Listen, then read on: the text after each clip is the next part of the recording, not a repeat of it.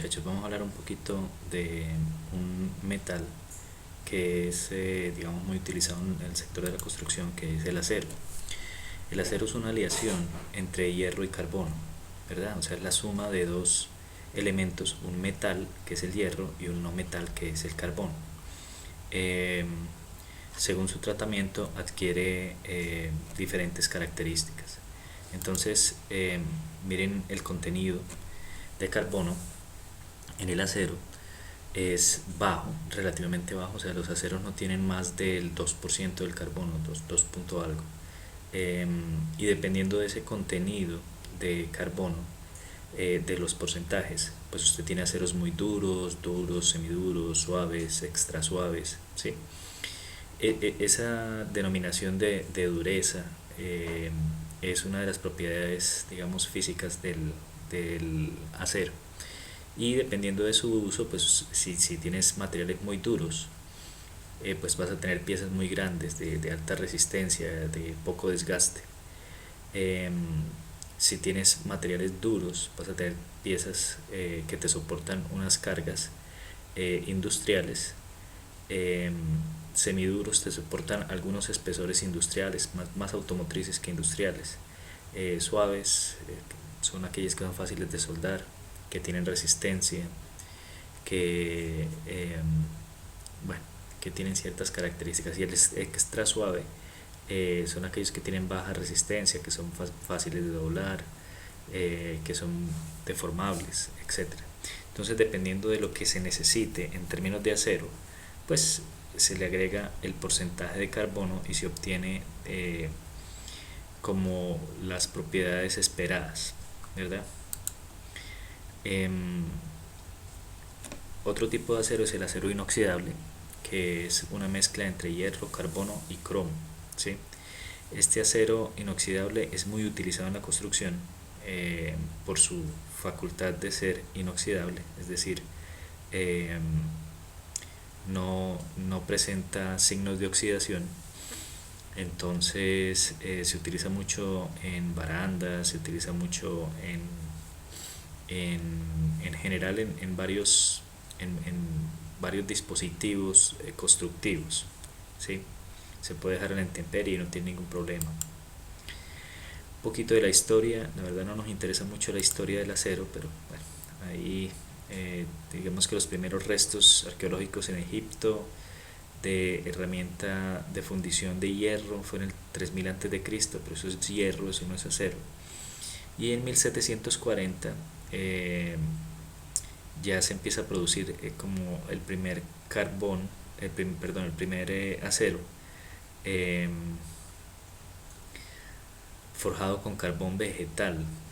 Se dieron cuenta que al forjar y cuando el carbón hacía parte de la, del hierro, se mezclaban y formaban el acero, ¿sí? Y era mucho más resistente. Bueno, entonces esto es como un avance por la segunda revolución industrial, en donde el acero y el hierro hacían falta, escaseaban por aquello de la guerra, y las máquinas que se fueron produciendo fueron quedando obsoletas en la producción. Eso no nos interesa mucho, la verdad. Acá, propiedades físicas. Entonces, miren, muchachos, importante, la densidad del acero. La densidad del acero es 7850 kilogramos por metro cúbico. Eso quiere decir que si usted puede juntar un cubo de acero que tenga un metro por un metro por un metro, eso le va a pesar 7 toneladas, punto 85, o sea, casi 8 toneladas. La densidad del concreto es de 2.4, o sea, 2400 kilogramos metro cúbico. Entonces comparen, el acero pesa aproximadamente 3 veces más que el concreto, ¿de acuerdo? El punto de ebullición, si usted tiene un horno en la estufa de su casa que le produzca 3000 grados centígrados, usted puede hacer una rica y deliciosa sopa de acero. A 3000 grados el acero empieza a ebullir. Punto de ebullición es cuando el material líquido se convierte en gaseoso. Entonces a los 3000 grados se consigue eso. El punto de fusión, cuando el material sólido se convierte a líquido, para el acero es 1375 grados, o sea, nada abajo, no es muy bajito que digamos. Bueno, puede variar un poquito dependiendo de la proporción de carbono que tenga.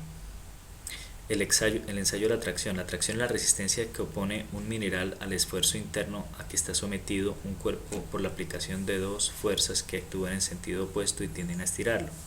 Entonces, sabemos que el acero es muy resistente a la tracción. ¿Tiene resistencia a la compresión? Sí, pero no tiene tanta resistencia a la compresión. Digamos que el esfuerzo que más resiste el acero es el esfuerzo de tracción y los esfuerzos relacionados a la tracción, ¿sí? Tracción es lo mismo que tensión. Entonces, esta es la gráfica en donde se muestra, digamos, la recta de resistencia del acero. El acero tiene unas fases. Tiene una fase elástica y tiene una fase plástica. Cuando el acero está en su fase elástica, él se puede deformar y recupera otra vez su forma. Es decir, usted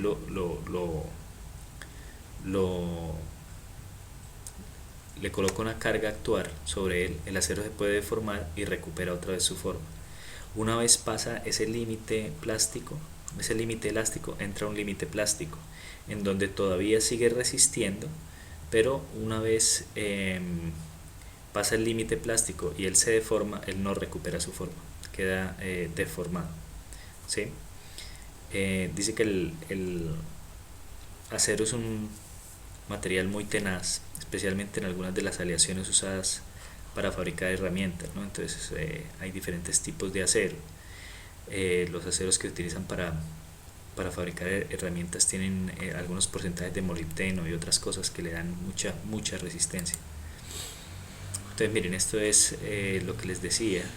Aquí hay esta es una gráfica de esfuerzo de formación. Entonces el acero puede resistir mucho hasta cierto punto. Este es su punto elástico. Luego la resistencia baja por un momento y sigue resistiendo, pero ya está trabajando en un rango plástico, ¿sí? La ductilidad es digamos, la posibilidad que tiene un metal para deformarse en frío, ¿no? Sin llegar a romperse. Es relativamente dúctil. Es decir, hay metales mucho más dúctiles que el acero, pero digamos con el acero uno incluso puede hacer alambres, láminas, es decir, se deja deformar en frío, ¿sí? El límite de fluencia, entonces, es el nivel de tensión a partir del cual el material elástico lineal se deforma plásticamente. El límite de fluencia es el límite entre los dos estados, entre el estado elástico y el estado plástico. Quiere decir que si superamos esta tensión, el material se deformará cuando le apliquemos el esfuerzo, pero no vuelve a su forma original cuando se lo quitamos. Es decir, nos queda en una deformación permanente, ¿sí? Entonces, ese límite se conoce como E sub y, y la idea es que las estructuras funcionan en un límite, en un estado elástico y no en un estado plástico. O sea, la idea es no superar ese E sub y.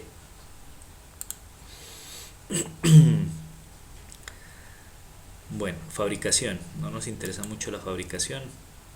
Los perfiles, listo. Entonces, aquí sí tenemos perfiles que pueden ser en forma de barra, o pueden tener otras formas de ángulo, formas de platina. Entonces hay perfiles laminados que son fabricados a altas temperaturas hasta alcanzar su forma final, ¿sí? Esos perfiles se llaman laminados, o sea, son en caliente. Soldados, pues planchas soldadas para formar perfiles, es decir, usted une dos perfiles laminados, los solda y con eso forma otro perfil. Y plegados o doblados en frío. Estos ya son, digamos, láminas que se doblan a 90 grados o con otra inclinación, o incluso con curvas, y con eso generamos perfiles. Por ejemplo, una lámina plana que se dobla y usted obtiene este perfil, que es el perfil en ángulo. Ese sería un perfil en ángulo laminado o plegado. Y también puede obtener el perfil en ángulo, lo puede obtener a partir de su producción en caliente, ¿no? Con un molde. Sí, entonces también los clasifican por su peso. Los perfiles dicen que son perfiles livianos los que pesan menos de 500 kilogramos por metro, y son perfiles pesados los que pesan más de 500, perdón, de 50, no de 500, de 50 kilogramos por metro. Básicamente los dos tipos se utilizan en la construcción, ¿sí?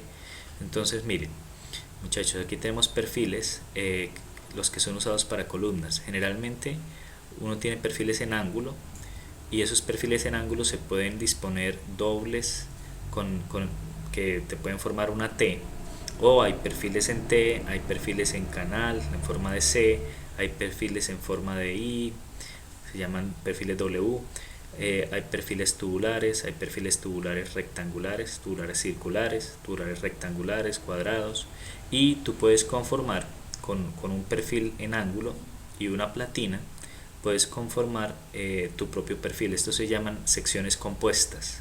Las secciones compuestas son secciones que uno mismo forma. Uno coge un perfil en C, los enfrenta dos Cs, las unes con una platina y ya tienes un perfil rectangular, ¿verdad?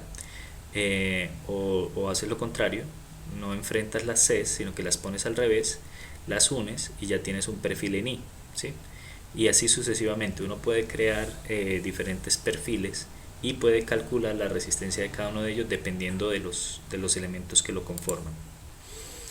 La aplicación en la construcción se utilizan mucho en columnas, en vigas, en la losa colaborante. Es una losa especial que se llama Steel Deck, que tiene digamos un fondo de lámina metálica. Entonces allí también se usa. También se usa mucho la barra de refuerzo, ¿no? O sea, en vigas, o sea, todo esto se puede tener en estructura metálica. Columnas, vigas, losas, todo esto se puede tener en estructura metálica. Pero adicionalmente están las barras de refuerzo, las cuales se utilizan mucho no en la estructura metálica, sino en la estructura de concreto reforzado. Aplicación en la construcción. Entonces, los perfiles laminados en caliente, perfiles estándar, grandes cargas, grandes luces, mucha altura. Generalmente con esos perfiles laminados en caliente es que se obtienen las vigas, que son estructurales, se obtienen las columnas, que van a ser estructurales. Los perfiles laminados en frío son más ligeros, sirven para, por ejemplo, los marcos de las ventanas, sirven para, bueno, cuando son de acero, ¿no? Actualmente casi todos son de aluminio. Sirven para marcos de elementos pequeños, pero no son tan estructurales. O sea, por ejemplo, para una cubierta, para conformar una cercha, ¿sí? Entonces ya conforman la cercha con un perfil de estos y la cercha se vuelve un elemento estructural, pero el perfil como tal tú no lo puedes utilizar como una viga o como una columna, porque estos son muy livianos. En cambio, estos de acá sí son pesados, son muy resistentes, y la norma no nos permite utilizar perfiles livianos como perfiles estructurales, ¿sí? Bueno, aplicaciones en la construcción tienen muchas aplicaciones.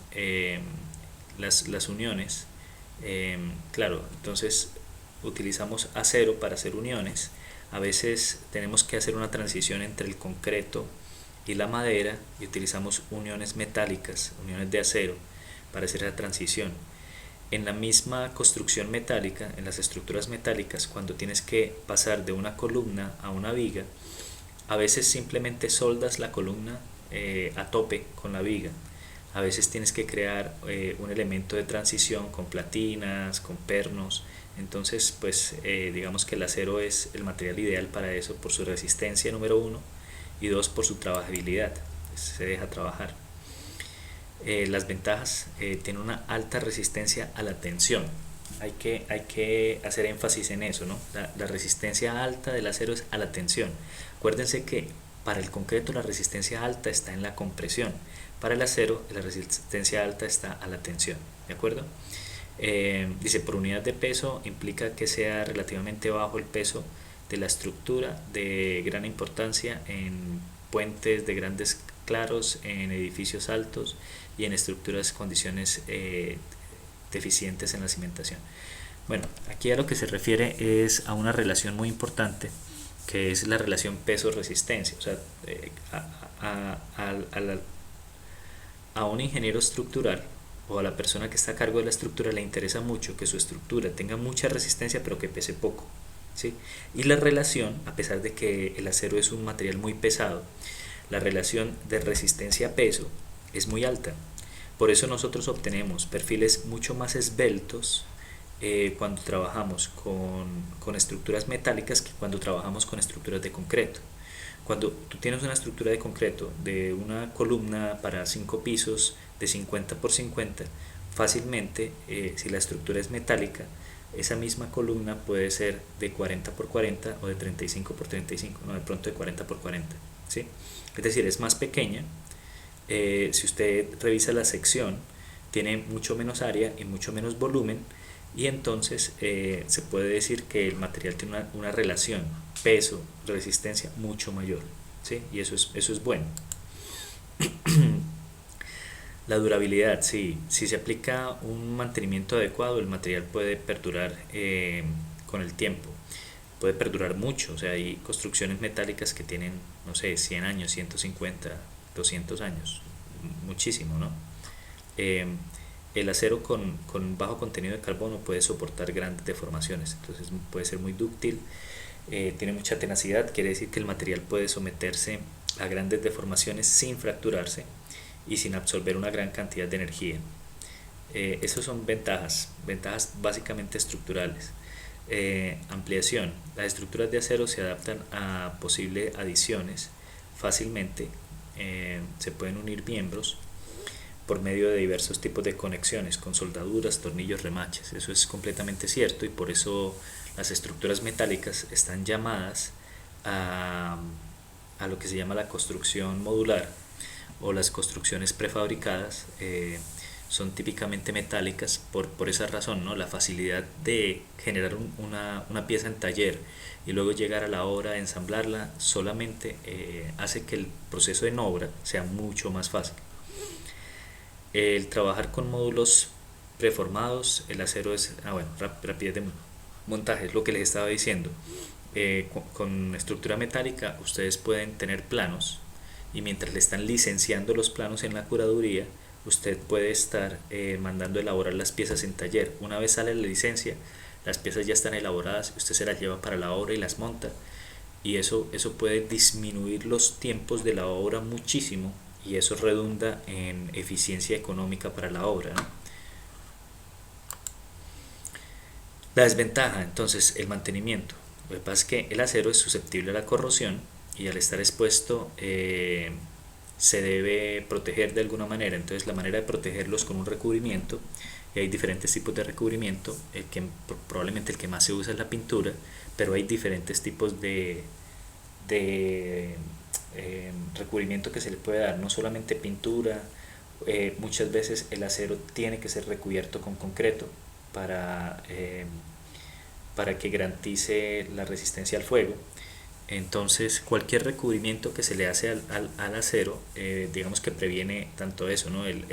La oxidación, pero también previene la combustión del elemento. La combustión como tal no, porque él no es un combustible, pero sí, digamos, el efecto que el fuego puede causar sobre él. Bueno, aquí esta es otra desventaja, el calor, ¿no? El calor lo afecta. Una desventaja es la susceptibilidad al pandeo, es decir, como es muy bueno para resistir tensión, pero no tan bueno para resistir compresión, el, el acero se puede pandear fácilmente, ¿sí? Se puede pandear fácilmente. Entonces, a eso es lo que se refiere, ¿qué es el pandeo? Es cuando usted tiene una carga de compresión sobre un elemento, digamos que este no es el dibujo, esta es una falla por aplastamiento. El pandeo es, si ustedes ven una columna larga y esbelta, y ustedes le colocan una carga, la columna empieza como a doblarse, como a sacar una barriguita, eso es pandeo. Entonces el acero es susceptible al pandeo. ¿Cómo hacemos para que una columna de acero no se pandee? Pues se le da más sección, se hace más robusta, es así de simple. La fatiga es la resistencia que puede, su resistencia puede reducirse si se somete a un gran número de cambios de magnitud de esfuerzo, de esfuerzos de tensión. O sea, la fatiga es, por ejemplo, imagínense que hay una antena en la parte de arriba de su casa y el viento la hace mover y ella se está moviendo constantemente, para adelante y para atrás, para adelante y para atrás, para adelante y para atrás, y de pronto la antena se parte. ¿Por qué se partió? Se partió por fatiga. O sea, es un esfuerzo constante, que estás teniendo tensión y distensión, tensión y distensión del elemento hasta que se parte por fatiga. En muchos casos, cuando uno no tiene una tenaza para romper un alambre, lo que uno hace es que lo fatiga. Entonces dobla el alambre y lo dobla para un lado y para el otro, para un lado, para el otro y pum, lo parte. Eso es fatiga. Eso hay que evitarlo en una estructura, entonces las piezas no pueden quedar sueltas. Hay que evitar la mayor vibración posible.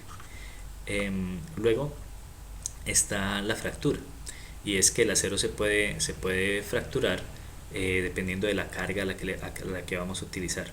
Entonces esa es otra, pero todos los materiales se fracturan, o sea, eso no es una desventaja solo del acero. Sostenibilidad, este es un tema interesante porque el acero tiene una huella de carbono muy alta, pero tiene una gran ventaja, y es que se puede reciclar, ¿sí?